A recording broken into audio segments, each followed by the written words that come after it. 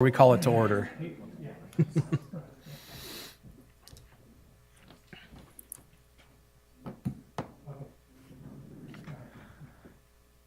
All right, welcome aboard. We're calling the meeting to order. Let's see, Claudia, if you could call the roll for us, please. Morgan, Here. Harry, Yes. McGraw, Here. Sasser, Dominic, Here. Dietrich. Present. Now. Here. Okay, let's see. Thank you. And we're going a little out of order tonight, given that it's the first meeting of the fiscal year. So after the call to order, we have the oath of office for newly appointed member, Mr. Colin Perry. Claudia, is that something you could do for us, please? Please repeat after me. No, I need to stand. Raise your right hand. I, Colin Perry, do solemnly swear I, Colin Perry, do solemnly swear that I will support and defend that I will support and defend the Constitution of the United States, the Constitution of the United States, the Charter of the City of Petaluma, the Charter of the City of Petaluma, and the Constitution of the State of California, and the Constitution of the State of California, against all enemies, foreign and domestic, against all enemies, foreign and domestic, that I will bear true faith and allegiance that I will bear true faith and allegiance to the Constitution of the United States, to the Constitution of the United States, the Charter of the City of Petaluma, the Charter of the City of Petaluma, and the Constitution of the State of California, and the Constitution of the State of California, that I take this obligation freely that I take this obligation freely without any mental reservation without any mental reservation or purpose of evasion, or purpose of evasion, and that I will well and faithfully and that I will well and faithfully discharge the duties upon which I'm about to enter. discharge the duties upon which I'm about to enter. All right, well, welcome to the commission. We look forward to working with you. Thank you. All right, we'll go ahead and move on to elect new chair and vice chair. I'll go ahead and make a recommendation, then we could put it out for discussion. But I'd like to make a recommendation to make Commissioner Margan the new chair and Commissioner Dietrich for vice chair. I'll second that. Okay, second. Anyone opposed? Do we have a motion seconded by McGaw? All right. There we go. All right. And next on the list is assigning members to subcommittees. So does anybody, so currently, looks like Commissioner Lawrence was on projects, right? Does anyone have any, want to make any changes to the current subcommittees or? Well, since Barry isn't on anymore, we could use Colin's help as a replacement for Barry. Not that he could ever be replaced, but just saying. Okay. Is that okay with you? Sure. Okay. All right. If that works for everyone, we'll continue with operations. It'll be myself, Marcus, Nancy, and then Commissioner Dietrich, McGaw, and Perry on projects. Projects, yeah. Okay. All right. And then let's see. We had, is that supposed to be a second roll call on there, or is that a misprint? On the agenda, there's another roll call there. Okay. Okay, so that brings us down to, and then as far as changing the chair positions, I figure we can wait until the next meeting to rotate that. Happy to finish it off here. All right, general public comment. During general public comment, the public is invited to make comments on items of public interest that are within the Airport Commission's subject matter jurisdiction that are not listed on the current agenda. Public comments are limited to 3 minutes per person, depending on the number of persons wishing to address the commission. Time will be allocated in equal shares totaling no more than 20 minutes, subject to the commission's discretion. Looks like we have two speaker cards here tonight. We'll go ahead and start with former Commissioner, Mr. Barry Lawrence.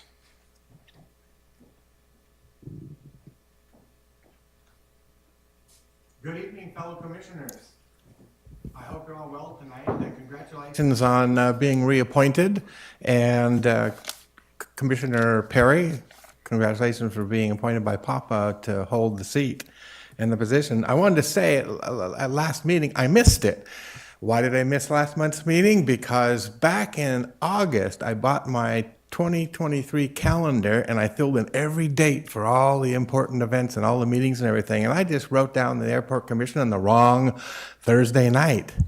So I was at home enjoying everything and then realized that the meeting wasn't coming up. It had already gone by.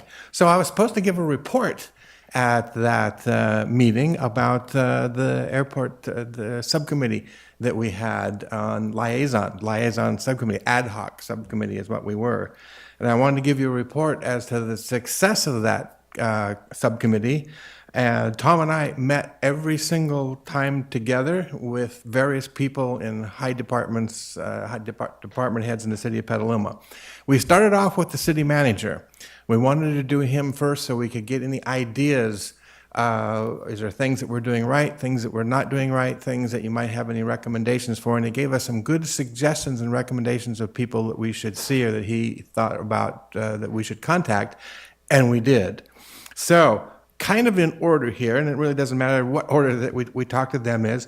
So, airport manager was first, then we talked to the director of public works, we talked to two council commission appointees, got them up to speed to what it was like being on the airport commission, the police chief, the fire chief, the assistant city manager, the mayor, the city clerk, vice mayor, city attorney and his assistant, emergency services coordinator, the city manager, the finance director, and the economic development director.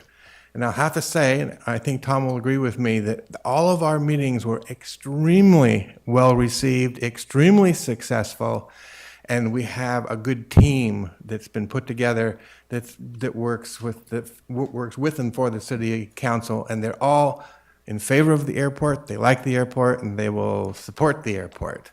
So I would suggest that since the the subcommittee expired a couple of days ago, and it's an ad hoc committee, so it's supposed to expire, that you bring it back from time to time. You're going to have new people coming into the city. You're going to have new commissioners that need to get up to speed.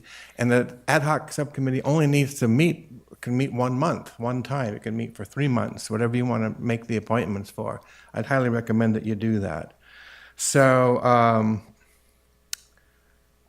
I think that is it. Oh, I wanted to congratulate Commissioner Now's son for being picked, voted best in Petaluma, the best musician in the city of Petaluma. So, Preschool. pardon? Best preschool. Best what? Allison got best preschool. Okay. Hey. All right, that's all I have. Thank you very much. Thank you, Barry. And make sure to stick around. We have something coming up for you just a little bit later. So. Welcome, Nancy. Thank you. All right. Okay, we have, looks like one more speaker tonight, Mr. Harley Milne.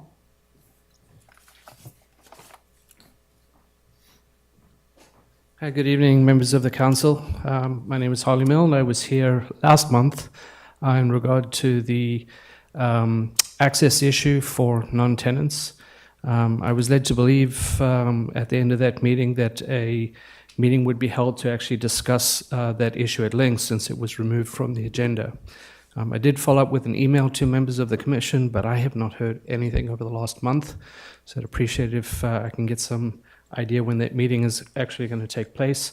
And the last thing is that I have actually submitted yet another request to the airport management and to date have not received that access. So I don't know if there's a response today, but certainly I'm looking for when that meeting is going to take place so we can get this issue resolved. To date, it's been over a month since I've been able to have that access. So that's a problem. Sure, I'll be able to just address it just briefly here that tonight, because we were at the end of our fiscal year, we just selected new subcommittees. The meeting, we're going to address the meeting dates, I believe, just a little bit further down the agenda. So we should have something for you tonight as far as when the next meeting will be held. So we'll try to address that as soon as we can for you.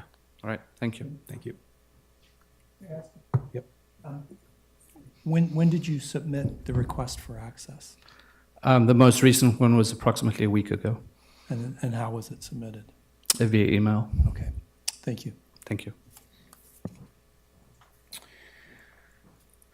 All right, we'll go ahead and move on to the approval of minutes for the meeting of June 1st. Does anyone have any corrections to the minutes or I'm sorry, it says on the agenda June 1st, but it was actually Thursday, June 6th.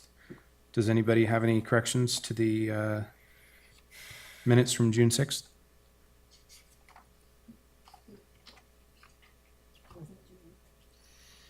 That would make 3 dates. First Thursday, so was it the first? Okay, so it says Thursday the 1st? It was June 1st, yeah. Okay.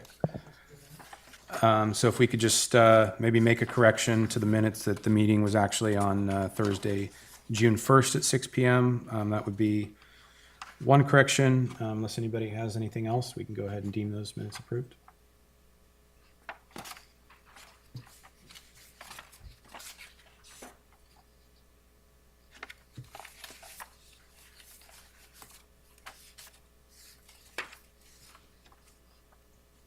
All good? Okay. So we'll go ahead and approve the minutes with the date correction. And we'll move on to public hearings and matters for consideration. The Two Niner Diner monument sign design submission. So it looks like we have a couple attachments here.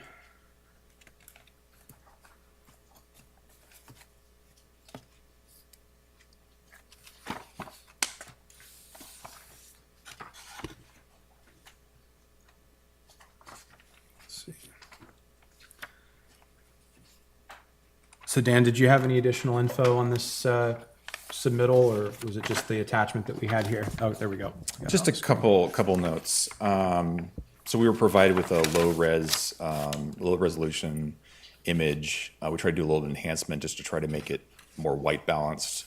The background of the sign would be white, just like the other three. And if you notice, the text has been reversed along with the direction of the arrow. So we just flipped the image, but then kept the text. This was just a suggestion we gave them. They were okay with it. So the final sign would be something very similar to this. So that little disc, or whatever you want to call it, that kind of almost like an arrow would point towards the direction of the airport. That's always been part of their sign. They've got a couple different versions of their signs. So this seemed to me one of the best options to kind of fit the formatting that was there. So you would expect, if this was approved, you'd expect something very similar. Yeah, this is what they submitted, and it would appear on the very bottom panel of the sign, the remaining panel. And I don't anticipate any changes. You know, we included the sign policy, the monument sign policy, just for reference.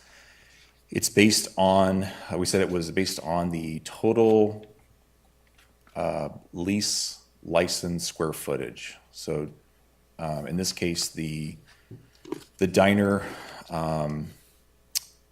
has a portion of the Two Niner total lease. So it's not just their unit, but it's a portion of the entire plot that they are leasing. So because of that, in consideration of that, that does exceed pretty much all of the 18 row or anything else that we would have. So other than the flight school, so they kind of come in last of the three others. So when we bring on a new tenant, such as the avionics, it would actually be well under that.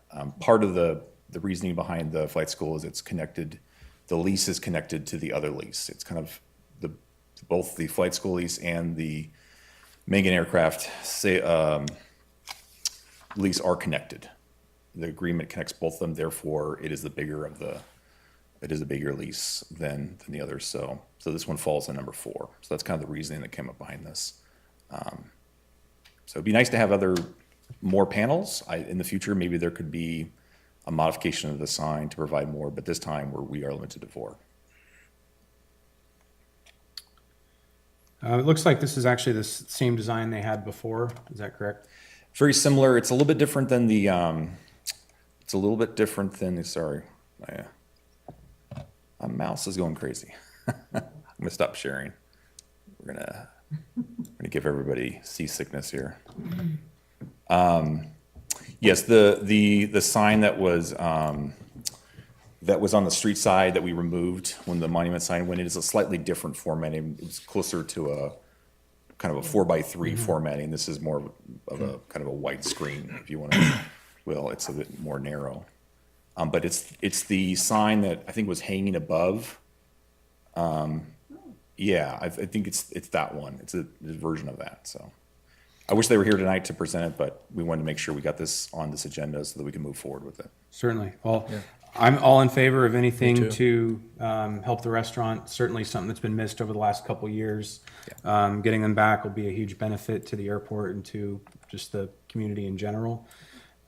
So I'm in full support of the design as presented. Does anybody else have any comments on it?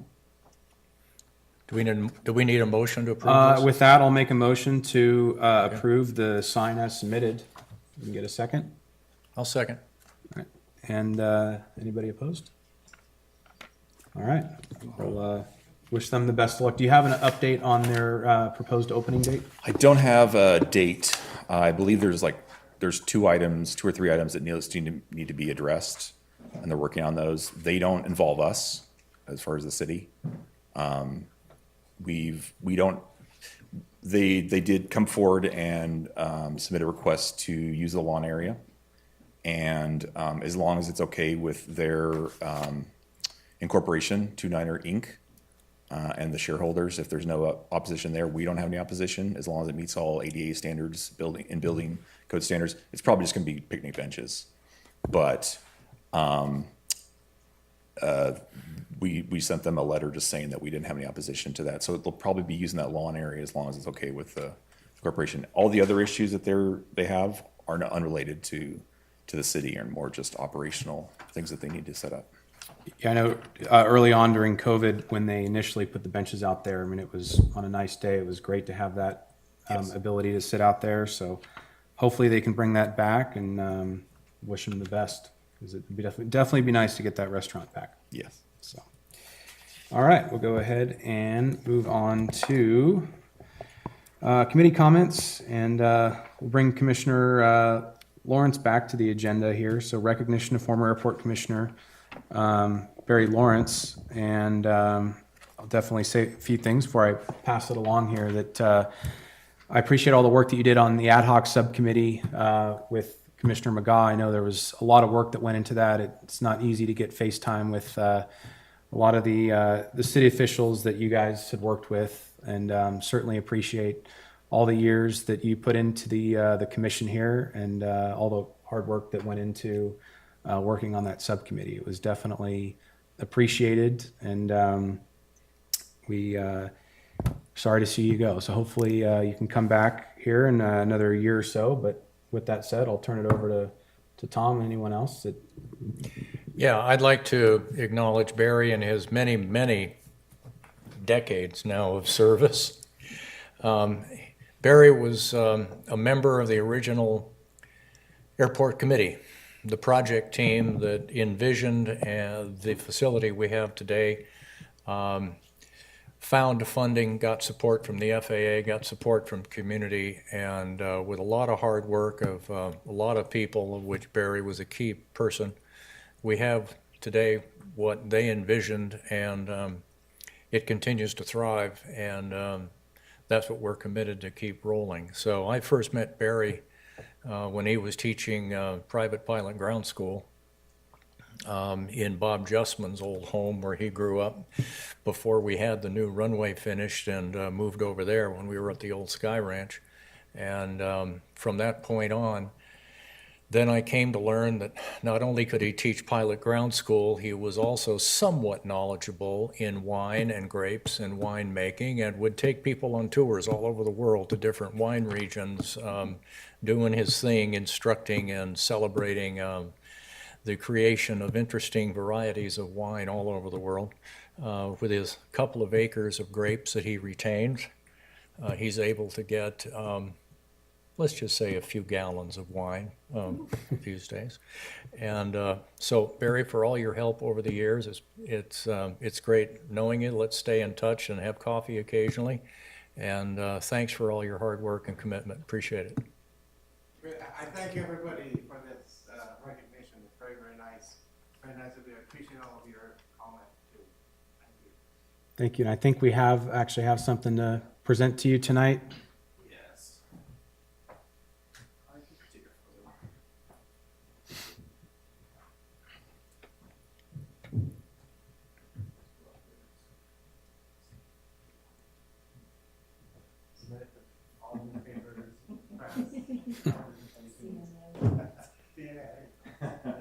So we were presenting Barry with a certificate of recognition of outstanding contributions to the Airport Commission. And this is not goodbye. This is just, hey, we'll see you around. We expect you to expect you to be at the airport on a regular basis. Yeah, it's been an absolute pleasure. Absolute pleasure. Thank you very much.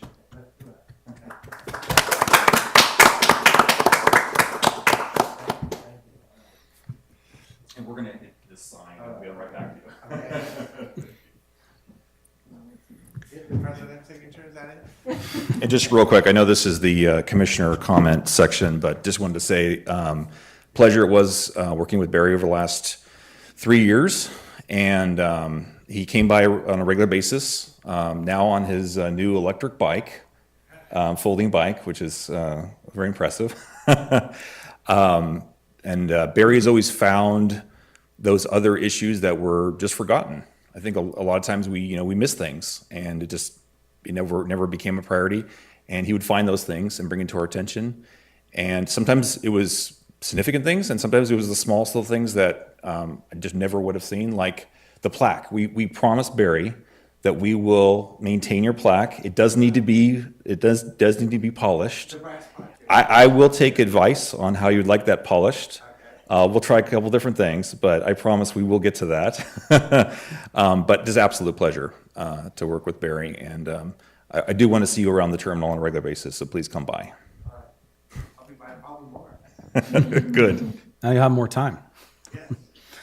Thanks again, Barry. All right, and then so we added a new section here on the agenda for council member now. We appreciate all your wonderful updates every month, so figured we'd make it official and actually give you a spot on the agenda. So I'll open it up to you if you have any updates for us. Well, thank you. I didn't like interrupting the other comments, but the council last met in June, and we finalized the mobile home ordinance. So it'll be coming back on this Monday's meeting for a second reading. That's how Colin Perry got here, or choices for all the committees and all the new members that are on our commissions in the city of Petaluma. We eliminated 2, the Youth Commission and the Technology. So that was done at the last meeting. Going ahead to next Monday's meeting, we will be looking at what the needs are for our safety. Police and fire need substantial remodels at Firehouse 1, 2, and 3. Our police station needs remodeling. So we've got a staff report and some consultants' reports on what to look ahead and how much money it's going to cost to upgrade and build a new safety facility. We're looking at 2 sites in Petaluma and which one would be the best. Also, back to airport business, I did some investigating and found out that Nate Kelly is also my neighbor. So now I have his ear quite often.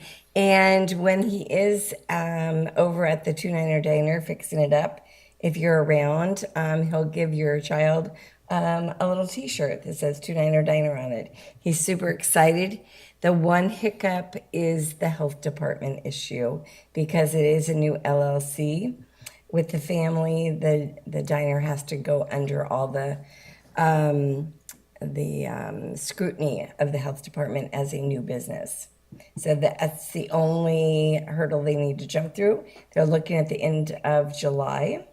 And I said that maybe we could do something at the next display day, you know, to really maybe put something up on the window or something to let people know what to look forward to at the airport as our destination 29er Diner opens. Also, to Commissioner Lawrence, I've known him since I was a little girl because our fathers were good friends. And then I happened to marry one of his classmates. And so I hated to interrupt, but my daughter also got her preschool was voted best childcare in Petaluma. So both kids. But he's been a part of our family and a part of the airport for a long time. So thank you for all your dedication to our airport. And it's bigger than better and it's got a healthy future. So thank you again, Barry. And that's all for me. All right. Thank you for the Thank you. update. Appreciate that. Go ahead and move on to general commissioner comments. Does anyone have any? Tom? Yeah, I have a couple. First off, as a follow-up to the study I mentioned last meeting, if you want to pass that down, I tabulated the results of, here we go. I hope I got enough here. So we need two more. There we go. Okay.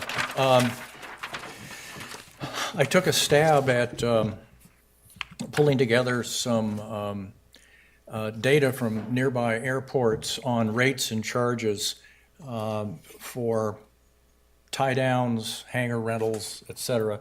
And I remember years ago, one of the key engineers that designed the airport, Mike Schutt, once told me that when you've seen one airport, you've seen one airport. So there are a lot of holes in this, but it's because the data either wasn't available or it didn't link up with anything we have. So what I'd like to do is propose another ad hoc committee specifically to gather rates and charge data at various airports around the Bay Area, which the FAA requires we stay competitive with price-wise. And I was thinking, Nancy, if you'd like to work with me on that. Definitely. We can gather data together, and I know Bob Patterson has connections as a past airport manager with various airport managers still around the area for gathering data. But maybe we can work on that and scope it out and then, use this at least as a foundation and go from there, if that's okay with you. The other thing I wanted to mention was going out to the Papa Hangar for coffee and a donut this morning. I noticed we have some 2x4 framed semi-structures on the airport side of the chain link fence paralleling Sky Ranch Drive. And after input from Manager Dan and from Ron Mangan, apparently what I thought might be the beginning of homeless mini houses actually are designed and intended to train our firefighters on how to rescue people from burning structures. So we've been assured that all of the dry grass will be heavily wetted so that no flame or fire can spread, and that those facilities will be used.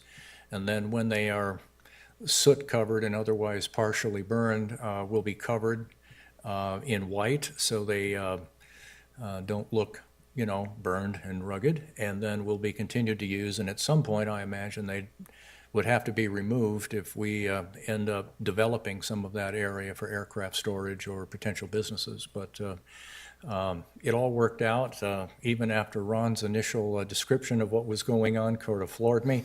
I realized his mouth was moving, so I had to pay attention. And anyway, long story short. Okay, that's what I got. Thank you. All right, thank you, Tom. And I just want to add that is this, in looking at this, obviously, what we're currently dealing with right now are the automatic CPI increases, which just took place for this month of July. And one of the things that, we need to do is actually look at the competitive nature of Exactly. the hangars and tie downs and everything, just to make sure we're in line with And I think other Dan is going to address some of that in his manager airports. comments. So if we could use, the new research in conjunction with decoupling that from the CPI so that, we can make our recommendations as And necessary. to follow up on what Barry said, when we met with the city manager, Peggy Flynn, and the finance director and economic development director, and we mentioned that the requirement the FAA has for our charges and rates to be competitive and not exorbitant, and that's the way we run it, since day one, they were totally open to that. So just because the rest of the master fee schedule rates and charges and the rest of the city may go up with the Bay Area CPI, if our economic data doesn't justify that for some reason, they'd be open to modifying that for the airport. So that's why we need to provide good detailed documentation and then get back to them. We've got plenty of time now that we're into a new fiscal year. But that'll give us a chance to form that up. But they were open to it, and I thought that was a very positive change from years gone by. That'd be great, and I appreciate you spearheading that. Since that isn't on the agenda specifically tonight, is that something that we want to roll to the next agenda for a motion to create the ad hoc committee, or is that something that? Yeah, I don't know the way Barry and I did it, I don't know if we needed a motion to create that, or if we do, we can do it next month, that's fine, but I just thought if we can maybe even get started on it. Sure. That's okay with unofficially, everybody. is that I don't know if something- that. Do you want to do that, just put it on the next agenda Yeah, we and these just proposals tonight, and then we'll Yeah, I guess we officially could, do- we All could right, put it let's- on the agenda let's for do the that, next yeah. meeting to make it Okay. official and go from there. Yeah, good That idea. works. All right, anybody else have any other I do. comments? I have a question Yes, sir. on this if I can. Sorry, Nancy. I see really good numbers here, but want to make sure that we're keeping the context in mind. Exactly. So I just maybe a request or a thought as you proceed with the ad hoc to make sure that we're looking at sort of a supply and demand or a flight operations or some other metric Right. or six that go with these to help put these in context and not just force ourselves to say, oh, well, our number has to be the average of these other numbers or something like that. No, you're absolutely right, and that's why I need some help digging into that, so I think between the two of us, we can do that, but that's one of the keys. Like I said, one airport, you've seen one Yeah, airport, so, great, okay, yeah, thank you. context is absolutely critical. Wonderful. And Commissioner Merga, could you provide that before next meeting, and we can post your data so far? That way, everyone can speak freely about it. The problem is if we don't post it, we can't. I understand. Yeah, we can talk sort of just in general, but we did, yeah. I mean, this So- one yeah, chart I the one did? you provide, yeah. Okay, So I I will can- post that to the next agenda, and then Yeah. when we propose the ad hocs. Did I send this to you already? I thought I did. If not, I don't know if I resend got that one. Okay, We I'll just need send to basically send it to the chair and say, hey, I want to post this. That's the best way. problem. Okay. Yeah, it. Okay, no problem. appreciate it. And Nancy, did you have anything? Yeah, I think a few meetings back that Dan had suggested that we look at using ad hoc committees and maybe meet less frequently as subcommittees, just because ad hocs are more focused and, we can be work-based. And, one of the ideas that I was thinking is maybe we could go to quarterly for projects and ops, both occurring on a quarterly basis. And at those meetings, at those subcommittees and the different ad hocs, if there are different project ad hoc committees or different ops ad hoc committees, I can think of probably 3 or 4. That might enable us to be more agile in addressing some of the issues, and then we just bring them to the committee on a quarterly basis so that we get some more traction.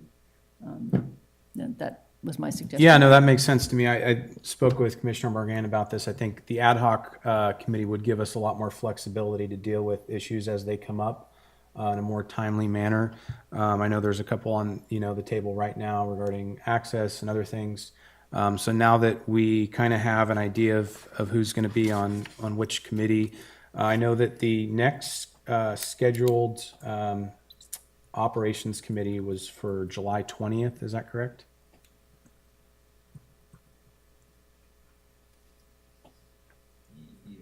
I believe that is correct. Okay. So I'm going to have, that's kind of getting close to Oshkosh. I'm going to have a scheduling conflict that week. And I think Commissioner Morgan also had said that he wouldn't be able to make that meeting either.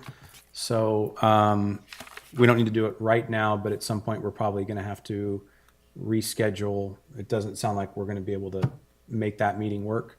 So maybe if we could maybe possibly change it to another day. I know there's some members of the public that would want to be notified and be able to sit in on that meeting. So I'm open to recommendations for changing the date to something that we could all make. Is that something that we want to do right now, or? Could we possibly just communicate, I don't know if I'm ready to throw some dates out. I need to go back and look at my work calendar, which I don't. Yeah, I'd have to do the same. I just wanted to at least mention that I don't think that July 20th at this point So would be able to. Can we, Dan, if we, as the chair of the committee at the moment, we're reelected, can I drive some dates, get dates from Jeff and Nancy and what'll work, and then drive them to you, and we can. Sure. Are you thinking August maybe? Is that at this point? First week of August would work for me. Okay. I hate to push it down the road. I don't think I'll be able to. I'm going to be gone pretty much that last week of July. So Okay. Definitely want to get it addressed, but it's much better to address it when we can all be there. So. All right, well then, I'll reach out to Nancy and Jeff and get some specific dates, and then feed them to you, and based on your availability and your staff's, we'll Okay. get that, and we can get that posted as quick as possible. Sounds good. Thank you. Okay. And then can I add, Jeff?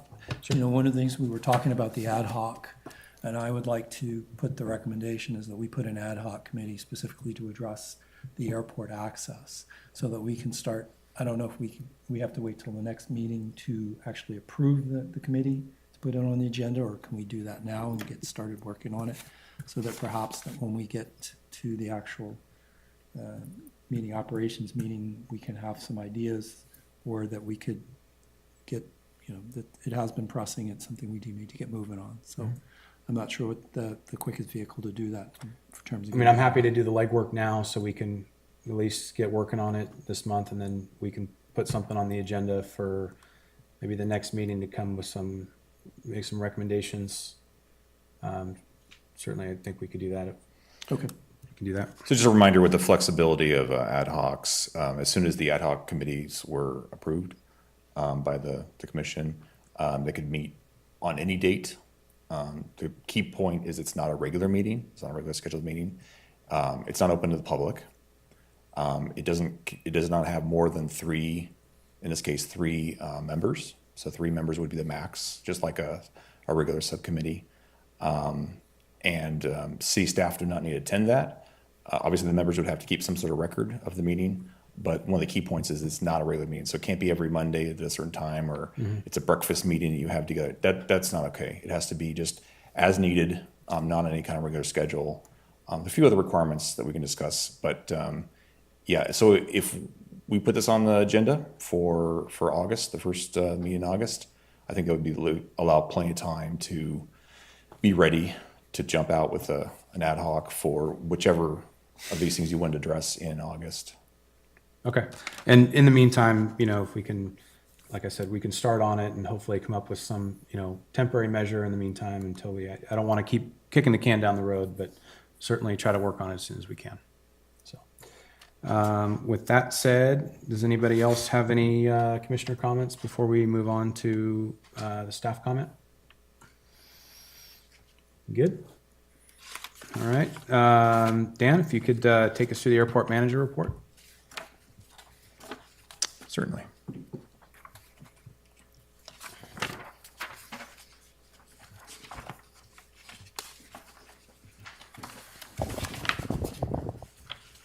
Okay, starting with the financial. Let's see if I can make this a little bigger here.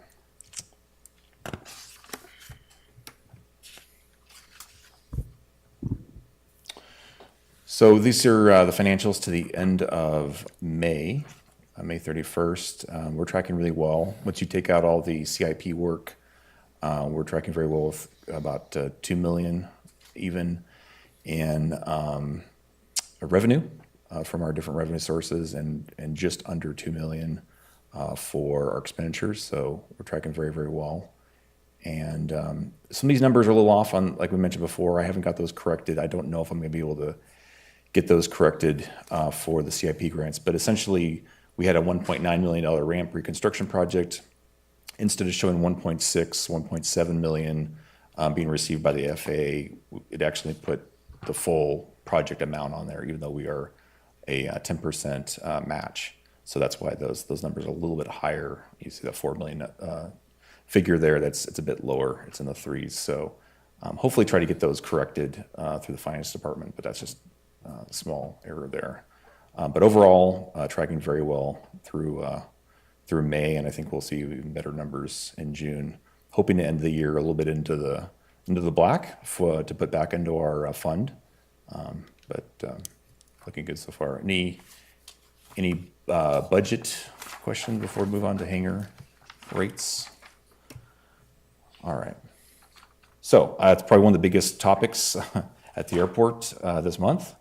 Hangar increases.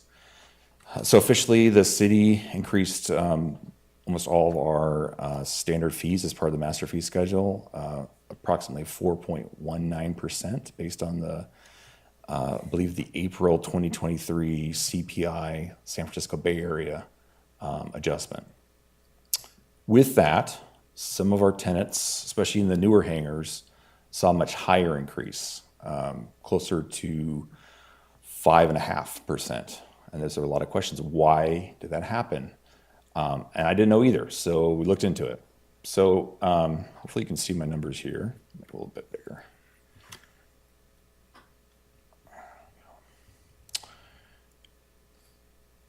So the actual rate is a 9-digit it has 9 subdigits from the dollar amount. So in this case, it's the first one back in 2022, fiscal year 22, 4.432395,077. So it's a really long number. Our systems are not capable of charging tenants based on square footage on that kind of rate. So we have to round.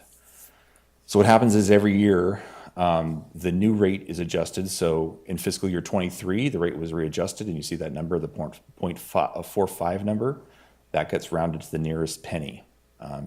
So 432 gets rounded to 0.43, 0.454 gets rounded to 0.45.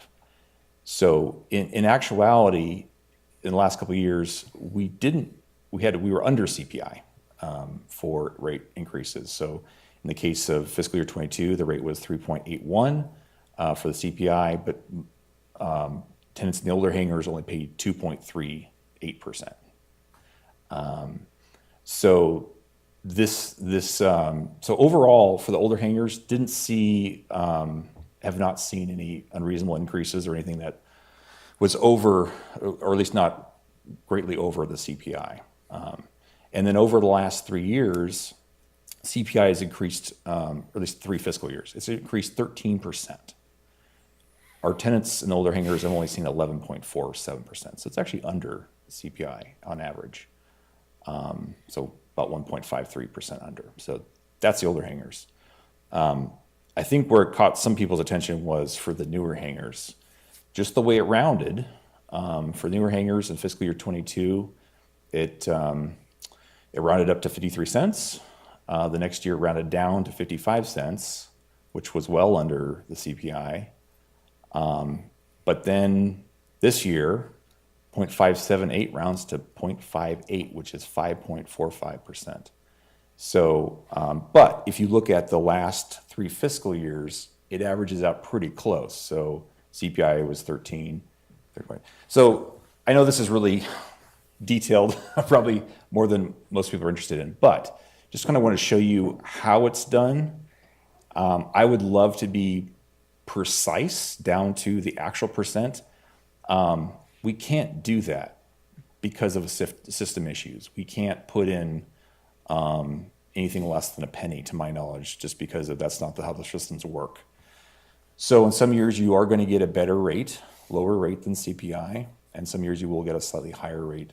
It does balance out, but for those in the newer hangars, the 5.45% will catch your attention. I think the average that someone would probably pay would be about $4 more per month above CPI, which is in itself not that significant, but the overall increase is. And so we are very cognizant of that. I just wanted to make sure that everybody's aware of this is how it's done. It wasn't that we were rounding from whole cent numbers. These are fractions of a cent.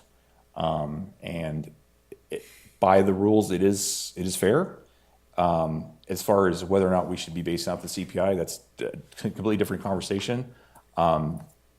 We did get some input from the outgoing director of finance that there was interest in that could be a possibility to decouple it from the rate fee schedule for the city, at least from the CPI portion of it. I don't know what that would look like. I don't know if that's something that we would have to publish separately, something similar to that STS would do or a larger airport, or if that would just be incorporated in with the fee schedule on just a different fee rate to be determined. I think that the trick is always going to be what's the justification for it. And so there would have to be some sort of rate study that the finance department could support. And I think that's something definitely we can look at. I'm very curious to see where we are. I know we've done some sort of informal over the years. Tom and I have done some informal studies of our own just to see what similar hangars are going for. Especially the STS is a good one to compare with. Slightly different, but definitely close to where we probably should be. I will say that you can see our budget. We are spending what we're bringing in. You know, we've made a lot of changes. We've made a lot of staffing changes. We've made a lot of equipment changes. In my opinion, I think they were warranted. I think the airport is looking fantastic. I think we're moving in a good direction. I don't want to ever overcharge, and that's something that I would never support. I also don't want to undercharge. I want to make sure that we're not dipping into our fund unnecessarily, but very cognizant of not wanting to price ourselves out. And I share that concern as well. So I welcome this. I think it'd be great to get those numbers that Commissioner Regatta has found. I'd like to get those published on the next agenda. Take a look at that and start that discussion. I think it'd be good to have. And then whatever we can do as far as decoupling, we can look at that. We will be getting a new finance director at some point.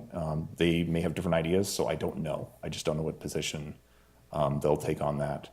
I think things that will not create considerable more work and workload for them would be great. So the more that we can provide for them would be good to prevent it becoming just another draw for staff time.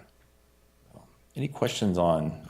I have one question for you, Dan. So to Commissioner Dietrich's point, obviously the rates and fees of comparable airports are great, but it kind of misses the whole point of, on the demand side. So what are we looking at as far as recent demand? I know there's been some movement of the hangars again. As far as the wait list goes, are more people moving into new hangars? Are we adding more people to the wait list? Where are we at with that? I'd have to consult with our admin assistant, but I think we tend to take on one wait list for every 2 that leave. So that's been I think the recent trend. So we are still adding to the wait list, but we're bringing a couple people off for every 1 person that's coming back. With that, we do have a lot of folks that were on kind of a check in with me later. They've now become active again. And so I would say overall, I think we've got a couple dozen that are on the active list that are still communicating with us. Obviously, there's a dozen or so that don't, and they're either uninterested or just completely forgot that they were on the list. But the 2 dozen that we, on a regular basis, contact are still there and are interested. Okay. Nancy, did you have something? Yeah, I wanted to thank Dan for his analysis on the hanger rates. This is exactly what I was hoping to see is, okay, are we just because it compounds. So if we're, rounding up unfairly every time. The other thing that I want to make sure we cover is that on the lease agreement, can we make sure that the wording in there, says that if it's tied to the CPI and explains that, the variance that can occur, because I want to make sure that the expectations are set for our tenants, that it can vary, this much. And because it's rounded to the nearest penny and at roughly 50 cents a square foot, that's a 2% increment. So that's all. Yes, I'd have to go through the agreement to see the exact language, but I want to say it refers back to the master fee schedule. And I don't know if the CPI language is in there. That's great. I need to look at that to see if it does. We do remind people, especially this time of year. So we've had a couple hangars that came available. We got those back in a contract, and we did remind people that as of July 1st, it would be going up. I think our guess was around 5%. Thankfully, it was under.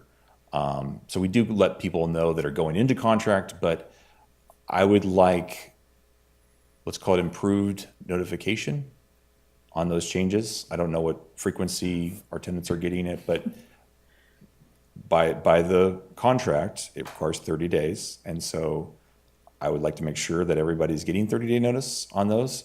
I know that I have not. I don't. We're making that change. That is an official request that went in to make sure Okay. that everyone is getting 30-day notice, which is part of the contract they signed.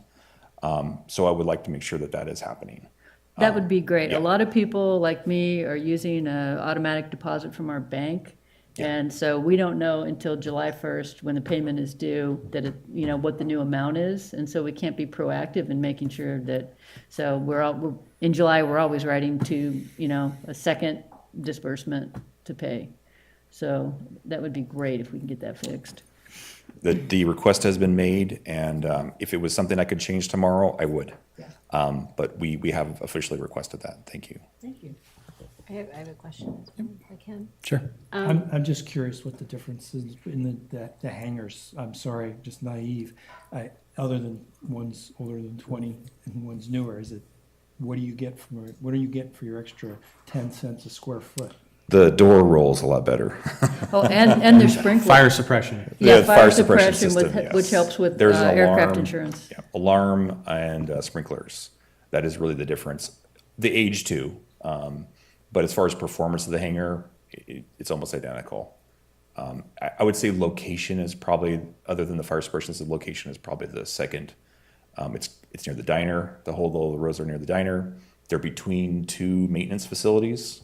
They're right next to the flight school. They have their own gate essentially on the side to access. So quite a few folks that have looked at hangars appreciated those extra amenities and thought they were worth the usual $80. I think it's somewhere between $60 to $80 per month difference between the older and newer, depending on how many square footage you get in unit, middle unit, that sort of thing. Thank you. Yeah, And none of them have a big hole in the side. too soon. That's air I conditioning. said none of them have a big hole in the side. Is there an update on, any update on getting I'm sorry, could I repairs? ask one Oh, more sure, question about the sure. rates? So I'm still not the newest anymore, thank you, but relatively new. As an engineer, seeing 9 or 10 significant figures is a bit ludicrous. Why are we tracking rates to that level of precision? That's a great question. I don't know. I really don't have an answer to why it's 9 decimal places, but that's Is what it that something that we're interested in fixing? I mean, this just seems absurd to me. My guess is it's more of a standardized finance thing that they do that with all the rates, and there might be some history behind that. Okay. And we're just scooped up in that because we have a rate. So I Doesn't don't know. that come from the finance department? Say again? It comes from the finance. It does, 100%, yes. So it's the city The city tracks rates The to city 9 significant tracks figures. it, like, But- that's, If we can't, the system can't handle the 9 digits. Exactly. Why are we tracking, to your point? Exactly. It seems So- like we're deliberately giving ourselves That's a great headache. question for the next finance director. So Yeah. Well, and that may be just one more reason why, you know, if we are, you know, looking at the rates that we maybe approve a CPI, you know, it goes on the agenda once a year to approve a CPI increase, and maybe we can adjust it based on the competitive landscape. So in this case, instead of, you know, 4.19, maybe we say it needs to be, you know, flat 4.5, whatever the case may be. You know, that would be another option too, if we had the ability to, you know, kind of set our own rate without being bound by, you know, an automatic, again, because that could bring us outside of, you know, the competitive nature of where we need to be. So bringing some of that control back, at least so we can approve it, you know, ahead of time, even if it's done a month or two before, then we'd be able to publish the actual rate to all the tenants, you know, I think would make a lot more sense than just, you know, some of these black box numbers hitting it every year. So going back to the 9 significant, you know, as a scientist as well, are we bound by that, or do we have the opportunity where we can decide that, no, we're only going to go with 2 significant figures, say like 0.45 or 0.46? It depends on the finance department, whatever they say. So that's a great question. And I have this many and more to ask, so. So what's the share mechanism my to facilitate those discussions then? Is that something that's part of our rates investigation ad hoc? Is that something that one of us needs to support you in a conversation once we have that new person? How do we go about investigating that? I think, so the first part is what we're asking for is when we, the staff, the airport, get the rates, we're asking for the actual decimal to 9 digit, because that's what they're using. We would like that as part of our record. That's not provided to us currently, so that is on request. The second part would be that we get it minimum, all of the account holders need to get 30 days notice. I would also like to get 30 days notice or more if that rate is known in advance. So that's where I'd like to start. Beyond that, I think we can ask for more things, but that's really what I'm looking for initially. And my thought is if the rate is going to come from the April CPI, that we would, if that's where it's typically pulled from, we would potentially have that, you know, in advance for, say, a May meeting, or even, you know, to put that on the agenda to approve. So that may be an option as well. That would be my request going forward. Okay, does that answer your question? Well, I guess it Sort proves of. that no one has an answer to my question, but no, thank you. Okay. And then just real quick, is there an update on the repairs to Row 2? Yes, in fact, I think we have a meeting next week on status, but engineer is working on it, and we are getting bid documents together to put that out to bid. So I appreciate the update there. I mean, I just want to say for the city, for council, I mean, it has officially been over a year now, and there has not been one single thing physically done to begin the repairs. And I will say that that is partially accurate. We did have a contractor that was interested, that did meet all the requirements. We did have an emergency order to repair it.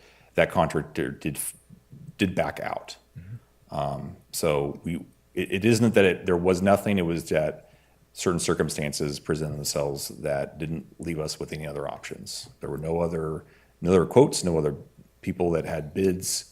Only one interested party, and they pulled out. So I do want to bring that up as an example of how hard it is to fix certain things that are specialized, or in this county, which does not have a lot of metal fabricator builders that are interested in repairing. They will build you a new structure, they will not repair it. So it's very hard to find companies that will repair it. And when they do, and to comply with all of our city rules and our process, it is very, very expensive. And it is something that has to be done with the engineering team. The engineering team has a lot of other projects going on, including 3, I think I count 3 that they're working on for us, other projects. So did it fall into another category? Sure, it did, just because we have limited resources, but we have to follow rules. and there's only one way forward with this, and that is with a bid, and it has to be done by the city engineering department. So, And just to be clear, I wasn't, Sure. I know, Of I'm not course. blaming you for it at all. Totally understand. Just I think wanted I'm to just be making clear. the statement Yeah. that a year just gets to the point where it just, for whatever the reason, the fact of the matter is that nothing has physically happened. I get that there's circumstances, but it doesn't change the fact that it's just seems to be excessive, and whatever the reasons are, I can only hope that, whether it's at the city level or whatever level it's at, use it as a lesson that if something were to happen in the future, there's got to be a lesson learned from this of things that can be done better, because we still haven't, nothing's happened yet, right? So, like I said, I'm not pointing any fingers at anything. I'm just saying that I don't think anybody would say that it's reasonable to, it could be another year, who knows, right? So I just, whatever lessons can be learned to try and make improvements in the future, wherever that happens to be, certainly should be something that should be looked at. And when I came on as liaison in January, February, I heard the frustration of Dan and what wasn't happening, because it was an insurance claim, which made even more layers of protocol, because it wasn't being paid for through city money. It's being paid for by another party of insurance claim. So I brought it to the city manager's attention, and she pushed it a little bit harder. We got the first bid, and now we're back to square zero. So square one. It's frustrating, and I apologize for the city protocol, but it's unfortunate because it being an insurance claim and not city money, it's even slower. Am I correct? Yes, just because of resources to dedicate to processing it, yes. And that there's not a lot of available construction that does this type of construction. Yes. So that's another, it wasn't like we could just send it out to any RFP. We had to make sure it was someone who specialized in hangar repairs. So there was that there's been so many layers, but we do need to put something in place before the next occurrence. So that is something that we are working on at very high level. We do want to have bids already in place for like work. So that is a long-term goal, is to get contractors under contract for rates. So we would go out to bid, look for rates for certain kinds of capabilities, whether it was construction, repair, paving, whatever the categories. We want to have those in place in advance. They need to be legal, they need to be fair, they need to go out to bid. But we have to have those in place for situations like this, because there is no quick way of doing this. Yeah, and like I said, I understand there's processes in place and those need to be followed. I'm just saying that obviously I think it just uncovered the fact that there's not a process to easily make emergency repairs, and I think that's something that should be addressed. Yes. Fortunately, the impact has been rather limited, but there is a storage unit that did provide revenue to the city that is no longer able to be occupied, the contents of which are being stored in another city hangar, which displaces that hangar. So is the loss of revenue also being calculated for the insurance claim as well? Now going on a year plus, that's another aspect of this that, should definitely be included as far as the loss is concerned. It should be, and when we get to that point, absolutely. All right, thanks for the update. Can I ask a Yep. question on that? So process is one of my favorite things. Do we have an understanding, or could we build an understanding of which of these factors had what impacts on the timing? So I'm hearing that the fact that it's an insurance claim has an impact. I'm hearing the fact that there's limited contractors available that do this kind of work had an impact. I'm hearing that the city requirements had an impact. For instance, did the city requirements eliminate someone who would otherwise have been an acceptable, capable contractor from the bidding process? I don't need to answer Yes, that right yes, now. Those yes. are the kind of questions that I think we need to ask around this process. Because if if that were to be the case, and I hypothetically, if that were to be the case, then I think it would be worth doing a review of those requirements in the airport context.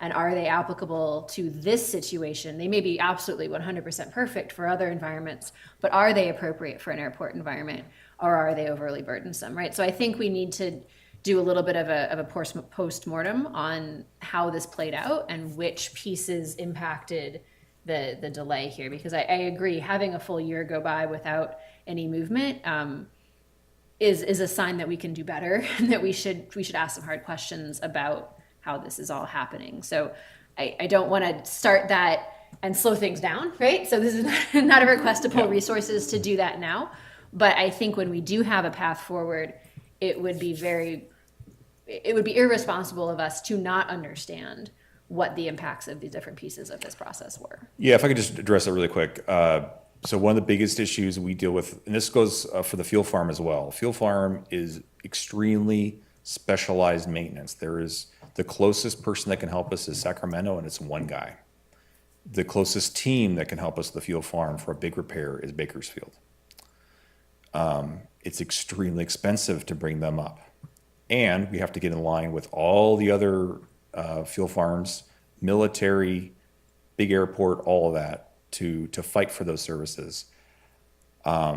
We also, one of the things that knocks out a lot of these contractors is prevailing wage. That's not going to change. That is the rules that we work within. So it's becoming more and more difficult to find companies that comply with prevailing wage that do these kind of specialized services, because a lot of them are out of state, out of the area. They may not need to comply with those for their other customers. So that is not just a hangar repair issue. That is a everything specialized repair. Hangar doors is a specialty. We have to bring in a company from Sacramento. So just keep that on. That is one of the biggest challenges. I think having standing contracts for biddable rates is probably the way forward, and we are working on that. And I'm not suggesting that. I'm not suggesting that there were anything was done inappropriately or that we made a mistake. I'm just trying to understand what are there sounds like there's a lot of factors that are outside of our control, and we need to understand and accept those. But if we can go through this and find one or two that may be within our control that could make things easier in the future, I think it'd be worth trying to find them. So that's my only. No, agreed. And the fix is we won't try the emergency way anymore. It's just not possible, because you end up wasting time, and then you find out that there's one piece of that contract that's just not going to go through, that nobody wants to sign. So I think the best way forward is it just goes to a bid, and that's the only way forward. Can we streamline that? Absolutely. I think that's what we're working on. I just have one more question, possibly for Councilmember Now. So if we had a situation like this, obviously I can understand all of the stipulations for normal work. If we need, if we're constructing something, if we're doing general maintenance on something. But in a situation like this, where you have an emergency repair, there's already a lack of people doing this work. And to Commissioner Dietrich's point, are there certain items in the city requirements that are eliminating, maybe one minor thing that would otherwise eliminate, potential qualified contractor? Is there a process to get a waiver for that in an emergency type situation where we end up with, a damaged hangar that's not part of a general maintenance program? We need to get it done. There's nobody, it's gone out to bid. There's nobody else that can do it in a timely manner. Is it possible to get a waiver of certain requirements to allow an otherwise qualified contractor to do some type of emergency work? Is that something that's, even possible? The easy answer is no. Yeah. I was like, how do we do this? And I will say, without pushing it back on Dan? It's very frustrating. However, we need to protect ourselves. And I know every time I look at that hangar, it is very disappointing. It is failure, right? It's an eyesore when you're flying in. But we are going to do things the right way. And I think that is a cultural shift. We used to just get things done, right? And I wasn't part of that. I think there was a lot of good intention in the past. It did and has opened ourselves up to issues, right? So we're doing things the right way. And sometimes there's going to be a consequence of that. Things aren't going to get done quickly. And There is a better way. There always is a better way. We can improve things. But I will say, at the end of the day, I can at least say that we did it legally and that no one was unfairly kept out of the process, that we were able to offer this to any company that was capable and wanted to do the work. So I think that in the end of the day, that's what I look to, is we are going to do it the right way and make sure it's done the right way, even if it is an inconvenience and there is some revenue loss, because that ultimately is our goal. Our goal is to do it right. And we want that. So I appreciate that. I work in aircraft certification for a living. Some of you know this, some of you don't. The FAA has a system safety handbook where they talk about the appropriate level of rigor that gets applied to a project from FAA oversight. And this is, life or death FAA aircraft oversight. And in their official guidance that they provide to their engineering and regulatory teams, they have a graph that shows too little rigor in the oversight on one side and too much responsibility on the other side. And there's a sweet spot in the middle. So when we say we're going to do it right, that doesn't necessarily mean we check every single box we can think of to check. That means that we find that optimum of maximizing safety and maximizing the overall cost-benefit equation. There is a cost associated, not just in terms of lost revenue, but in terms of safety, in terms of letting it sit. And if we err too far on the rigor and too far on the process, we're now up into that cost range. If we cut corners and do things shoddily or illegally, then obviously that's too little rigor. So my hope with asking for this process review is to find that optimum point in that curve, right? To find that middle ground where we have provided safety and we've provided the optimum amount of safety and benefit, not tipped over into where it's now costing us more and it's now unsafe on the net because we've waited too long. So I just pushing back just a little bit on the we're going to do it right, absolutely, but right doesn't necessarily mean as much process and as much rigor as can possibly be thought of, and that's true for every regulated environment. So that's why I'm asking for the review. We don't need to belabor it longer now, but I do want to make the point of there is a right that is not as far as far to the rigor and as far to the process as you can get. Agreed. And I'll just say one more thing before we move on, and that's just that, like to Commissioner Dietrich's point, is that what works, and I wasn't suggesting we cut corners or do anything illegal or anything like that. I'm just simply saying that if you have these city policies that are thought of under, everyone has good intentions under normal circumstances, we're dealing with something outside of normal circumstances where when you look at the requirements broken down, you say, okay, here's a contractor, maybe there's one item that just doesn't check the box. Can we get together and say, okay, this is an emergency situation. Maybe there's a way to mitigate this. And instead of just passing along, say, no, that doesn't meet it. Is there a way we can, just a process that it can be reviewed to say, okay, given these circumstances, is there a way to kind of find a way to mitigate this? I would like to say that if it was causing a safety hazard, then things might go a little bit faster. But this is the protocol that the city has in place to keep us so that we're not at risk of any. But if it was a safety issue, then it would move faster. But because it's not a safety issue, we're going to bill the insurance company for any loss of revenue. It's unfortunate that it's an eyesore, but this is how the city has things in place. And I don't think they can rush because of legal issues. I'm not the city attorney, but I think the city attorney would tell you, you have to go the protocol because you're going to, if you don't use the right contractor, you leave the airport up to liability. So unfortunately, we have our hands tied even in the city because we have to go through the legal process and protocol to get things done correctly.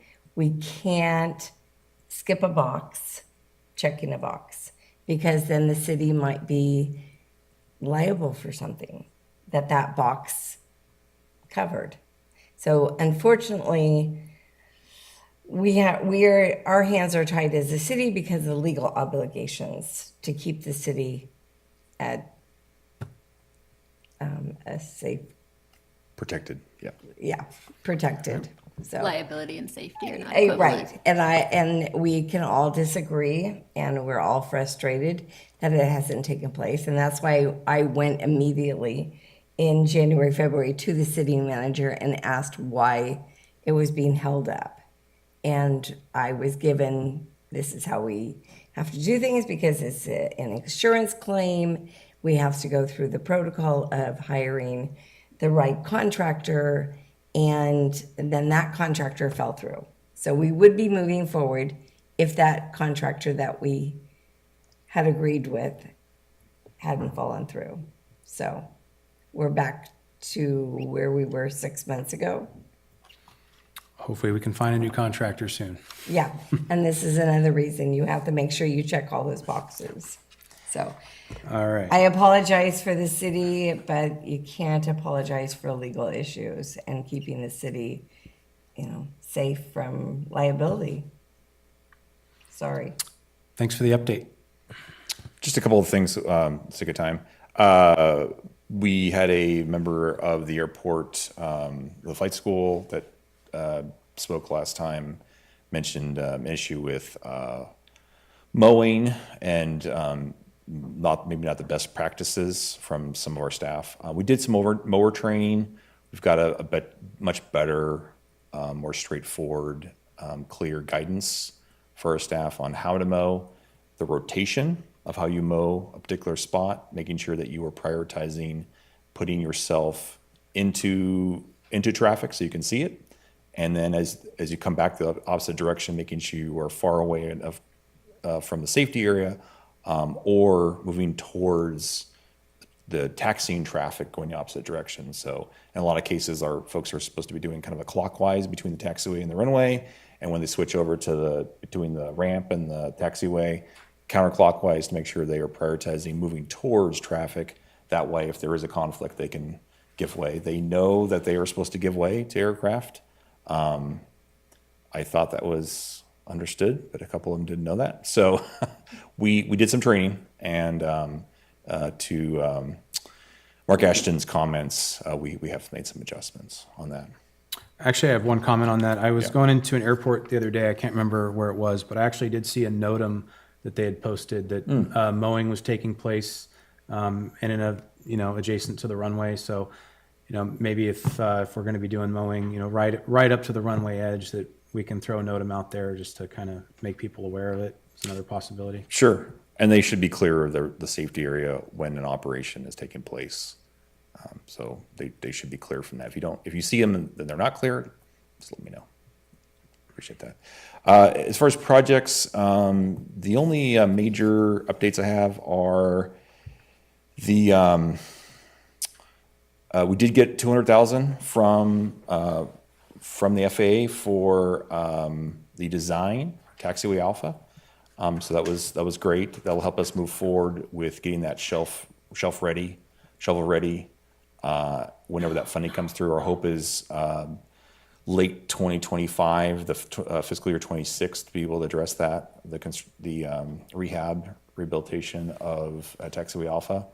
The great part of this is we were able to get this funding outside of our usual entitlements. Initially, this number was higher than our entitlements, and they were told that we would have to roll this into another year. They were able to scrounge and find us $200,000 outside of that. So we keep our entitlements; those roll over to the next year, and hopefully we can get this design taken care of late 2023 and have that ready to go. Per Commissioner Sasser's request for some surface markings, we were able to get those in. So we do have surface markings. There's a little bit of overspray. We can ignore that. But it will help aircraft that are leaving the runway, intersecting with the taxi lane to find visitor parking, which has been an ongoing issue. I will say that fewer people are parking in the wrong spots from a couple years ago because of our large stencils on the end of the visitor parking areas, these stencils, and then also the tenant stencils. So I think overall, we're having some success with that. That's all I have, updates on projects. Any others that I forgot or any clarifications you wanted? Sorry, I guess going back to, I think the last meeting we discussed the possibility of doing modifications to the facilities directory, with a calm runway and They were submitted. okay.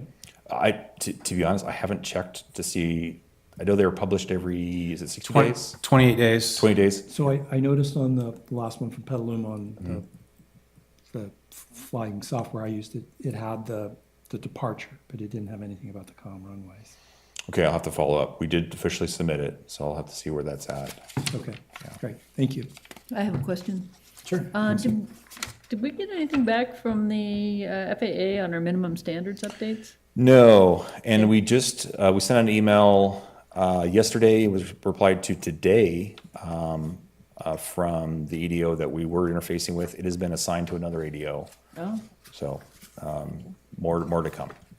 But as far as any updated commitments to get back to us within an amount of time, we don't have anything at this point. It's been 120 days since the last official communication on that. Does that also include the response to the? All of it, yeah. Okay. One question, I might. In regards to the budget numbers, expenses and revenues, I noticed that I think we brought this up at the last meeting, the amount we got back on the personal property tax from the county is like 70,000 higher than we anticipated. Is that because the county increased the amount they charge for our aircraft values and hangar occupancy? I don't know. We'll look into that. I do believe it had to do with the values going up overall. I think that is the biggest factor. However, I think that number does seem higher than just the rates. So I got to find out. We didn't add any valuable large aircraft to the mix, to my knowledge. So no new jets or anything. So I mean, it's nice to see. but still. TBD. We don't get those. We just get we can see the actual numbers that go in, but we don't see the list, broken down, unfortunately. So it's something I can look into. Yeah, But that's with the county. I do believe the majority of that is that values of everything went up quite a bit. Okay, that's what I figured. Thank you. And that concludes everything I have. All right. Thank you, Dan. Does anybody else have anything before we close it out? All right. Go ahead and adjourn the meeting. Thank you, everyone.